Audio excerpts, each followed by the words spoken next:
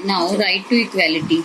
Due to existence of various kind of inequality and our society, the right of equality assumes a great deal of importance. The Constitution guarantee equality of all persons before law and equal protection by the law. The state cannot discriminate against a citizen on group of religion, caste, sex, or place of birth. The Constitution also abolished the practice of untouchability, which is an extreme form of social discrimination. Constitution, however, allow the state of make special provisions such as reservation for scheduled caste and scheduled tribes and other backward classes. इसमें क्या बताया गया है कि हमारे संविधान में जो है, हमारे संविधान में जो समानता का अधिकार है वो महत्वपूर्ण अधिकार बताया गया है। क्यों? क्योंकि हमारे समाज में बहुत सी असमानताएं पाई जाती हैं।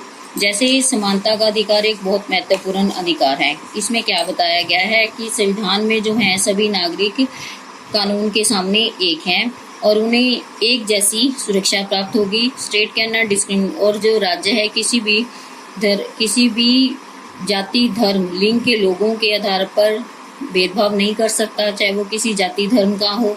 इसमें कॉन्स्टिट्यूशन संविधान में जो छुआछूत का विरोध किया गया उसको समाप्त कर दिया गया, जो कि समाज की एक बहुत बुरी प्रथा थी और जिसमें मतलब कि लोगों के साथ बहुत शोषण होता था। कॉन्स्टिट्यूशन और इसी तरह से जो संविधान है, इसलिए उसमें स्पेशल यानी कि महत्वपूर्ण प्रावधान दिया गया कि इसको रिजर्वेशन फॉर शेड्यूल कास्ट यानी कि जो नीची जात के लोग हैं, शेड्यूल्ड ट्राइब्स और दूसरी बैकवर्ड क्लासेस के लिए जो महत्वपूर्ण प्रावधान दिए गए हैं, उनके साथ किसी भी प्रकार का कोई भेदभाव नहीं होगा और सभी को एक समान अधिकार प्राप्त होंगे, चाहे वो किसी भी जाति धर्म से संबंध रखता हो। Now right to freedom. Freedom is a basic human rights and very significant elements of democracy. The right to freedom guarantee 6 basic freedom of Indian citizen. इसमें क्या बताया गया कि हमें स्वतंत्रता का अधिकार है, जो कि डेमोक्रेसी में सबसे महत्वपूर्ण माना गया है।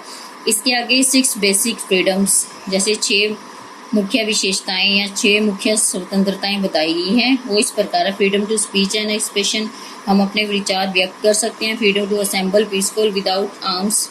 Freedom to form association union, हम कोई भी यूनियन बना सकते हैं, कोई भी संगठन बना सकते हैं। Freedom to move freely throughout the country, अपने देश में आज़ादी से घूम सकते हैं। Freedom to reach and settle in any part of country, किसी भी अपने देश में किसी भी पार्ट में किसी भी देश में जाके रह सकते हैं, किसी भी हिस्से में जाके रह सकते हैं। Freedom to practice any profession, to carry on occupation, trades and business, और कोई भी काम कर सकते हैं, कोई भी बिजनेस कर सकते हैं, व्यापार कर सकते हैं। Right against exploitation. Our constitution recognise the dignity of individual, protect against form of exploitation, यानी हमारे संविधान में केवल नागरिकों को स्वतंत्रता नहीं दी गई है बल्कि उन्हें शोषण से भी बचाया गया है। इसके लिए उन्होंने शोषण से विरुद्ध अधिकार का प्रावधान दिया है। शोषण के विरुद्ध अधिकार से लोगों को सुरक्षा प्रदान की गई है। The constitution prohibit trafficking in human beings. Trafficking here means selling और buying human beings for immoral purpose. इसमें क्या बताया गया है कि संविधान में मनुष्य के व्यापार पर प्रतिबंध लगाया गया है, जैसे मनुष्यों की खरीद फरोख्त करना अनैतिक तरीकों से अपने आर्थिक लाभ के लिए। इट आल्सो प्रोहिबिटेड बेगार और forced labour which is done without any ways returns. इसमें क्या बेगार को समाप्त कर दिया गया और फोर्स लेबर यानी कि जबरदस्ती जैसे जिससे काम करवाया जाता था बिना पैसे दिए, उसे भी समाप्त कर दिया गया। Finally constitution prohibit the employment of children below the age of 14 in case of factories and mines और इन एनी एजर्स जॉब्स। मतलब कि कॉन्स्टिट्यूशन संविधान में यह भी कहा गया है कि 14 वर्ष से कम आयु के बच्चों को किसी फैक्ट्री, कोयले की खानों और कोई खतरनाक जॉब पर कोई काम नहीं करवा सकता। यह एक कानूनी अपराध है। Now the right to freedom of religion. किसी भी धर्म को अपनाने की हमें स्वतंत्रता है। The ideal of secularism is based on the ideal state has to be neutral and impartial in dealing with all religion.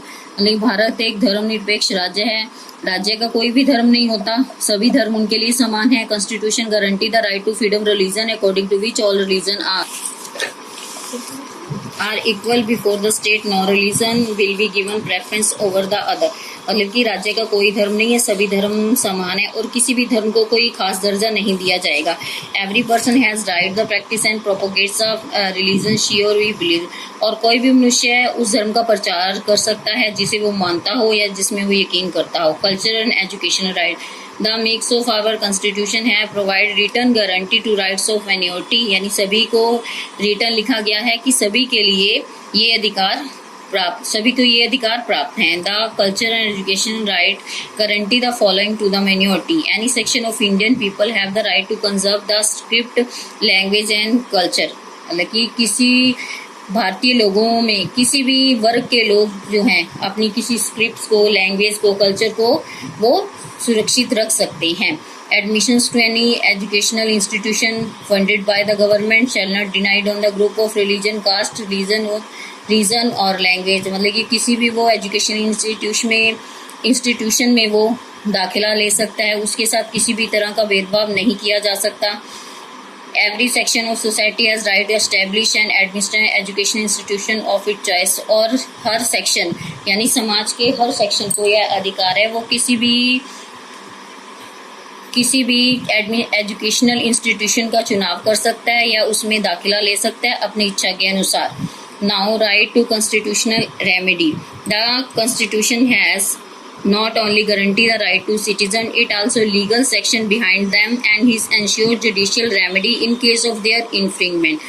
In order to ensure that our rights are respected by the government, or the constitutions make the provision for special right called right to constitutional remedy. इसका मतलब है कि संवैधानिक उपचारों का अधिकार।